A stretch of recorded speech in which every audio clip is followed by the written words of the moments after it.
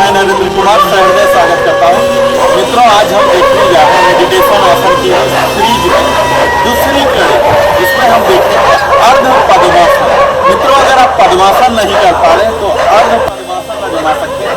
तो आइए आप हमारे साथ ही अर्ध पद्मासन कीजिए और अपनी ध्यान की यात्रा को इसके प्रथम सोपान के रूप में आप यात्रा प्रारंभ कर सकते हैं हमारे साथ। तो यह हमारे शरीर को ध्यान के लिए तो प्रिपेयर करता ही है। मित्रों, मैं आपको यह हिदायत दे दूं कि अर्ध पद्मासन प्रयास करने से पहले मुझे उम्मीद है आप प्री मेडिटेटिव पोजेज जो हमने विस्तार में दिया है अपने वीडियो में, उसे आप जरूर कीजिए, ताकि आपके जांघ के मसल, कमर के और नी, एंकल ये सब प्रिपेयर हो जाते हैं, तब आप पूर्णतः कर सकते हैं। तो आइए आज हम अर्ध पद्मासन हाफ लोटस पोज करते हैं। इसके लिए हमारी प्रारंभिक स्थिति होती है दंडासन, जिसमें हम बैठ जाते हैं जमीन पर, अपने दोनों पैरों को शरीर के सीधा रखकर, अपने शरीर को सीधा रखकर। और अब हम अपने एक पैर, हम राइट से शुरू कर रहे हैं, राइट पैर को, तलवे को, यहाँ फुट को अपोजिट पैर के थाई के नीचे, यहाँ जितना अंदर जा सके कर देते हैं। और दूसरे पैर को उठा के इसके ऊपर, ये जांघ के नीचे और ये जांघ के ऊपर, जितना ऊपर आप यहाँ देखिए सामने ये। और इसे प्रयास करना है, इस हिल को जितना ज्यादा एब्डोमेन पार्ट में जितना नजदीक आ सके, इस तरह से आप करेंगे।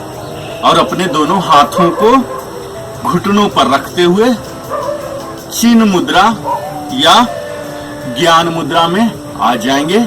इसके दौरान हमारे धड़, गर्दन और हेड बिल्कुल एक लाइन, इस तरह से ऐसे ऐसे नहीं करना है, हमें बिल्कुल सीधा होना है। जब हम पैर यहाँ ला रहे हैं मित्रों, तो इतना ज्यादा दर्द पहुंचाकर नहीं करना है मित्रों। आपको याद होगा स्थिरम सुखम आसन कहते हैं, यानी कि वही योग कहलाता है जिसमें हमारे शरीर को किसी भी तरह के स्ट्रेन, दर्द नहीं देना है, बड़े ही आराम से जहां तक आता है। और इसी को आप पैर बदल के भी कर सकते हैं। फिर से आप सीधा कर लीजिए। आप जितना देर तक कंफर्टेबल बैठते हैं, दोनों साइड बैठिए मित्रों, यहाँ अपोजिट लेग के थाई के नीचे जहां तक जा सके। और फिर इससे उठा के अपोजिट थाई के ऊपर, और हिल को प्रयास करना है एब्डोमिनल पार्ट में जितना अंदर जा सके। यह अर्ध पद्मासन है मित्रों, जो कि हमें पद्मासन के लिए प्रिपेयर करता है। यहाँ हम आ जाएंगे, अपने कंधों को रोल्ड बैक ही रखेंगे, उठाना नहीं है। इस तरह से हम ध्यान में, प्राणायाम में बैठ सकते हैं। इसमें प्रयास करना है यह धीरे धीरे यह जमीन को भी सटेगा, काफी प्रैक्टिस की आवश्यकता है।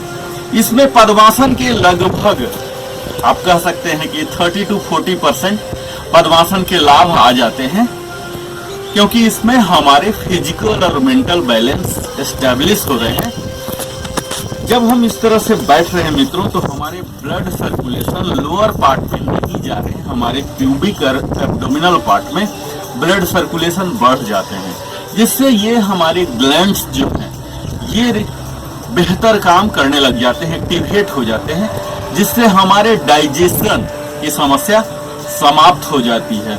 और यहाँ जब हम बैठते हैं, बिल्कुल मन को शांत कर लेते हैं। यह हमारा प्राण शक्ति को ट्रांसमिट करता है। हमारे मूलाधार जो कि नीचे के पार्ट में होते हैं, हमारे जेनिटल पार्ट के पास, गुदाद्वार के दोनों मूत्राशय और गुदाद्वार के बीच में मूलाधार से लेके यह सहस्रार चक्र तक जो यहाँ ऊपर होता है, यहाँ तक प्राण शक्ति को ट्रांसमिट करता है ऊपर की ओर, यानी कि हमें और हाईली एनर्जेटिक, प्रोएक्टिव बनाता है मित्रों।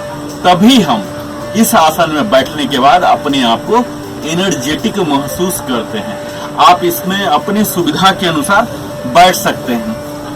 अगर इसके कंट्राइंडिकेशन की बात की जाए, तो अगर आप साइटिका, घुटने के दर्द या कमर के दर्द से सफर हो रहे, तो नहीं कीजिए। या फिर यहाँ इसके कई वेरिएशन होते हैं। यहाँ बेल्ट लगा के या कपड़े को बांध के भी आप कर सकते हैं। आपको यह ध्यान देना है मित्रों कि आपका अपर पार्ट बिल्कुल सीधा हो और कोई भी मूवमेंट नहीं हो।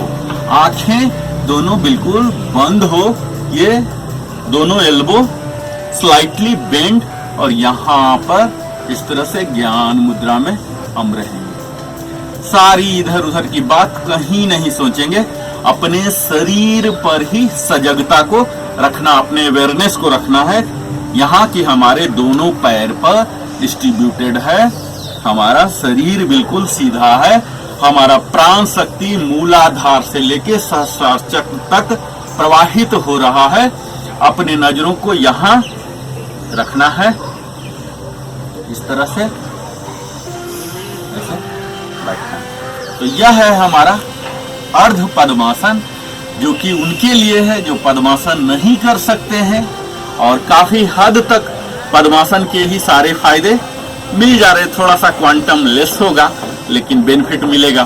तो मुझे उम्मीद है आप हमारे साथ पद्मासन कर रहे होंगे, आप हमारे साथ अंत तक बने रहे। इसके लिए बहुत बहुत धन्यवाद नरेंद्र कुमार की ओर से।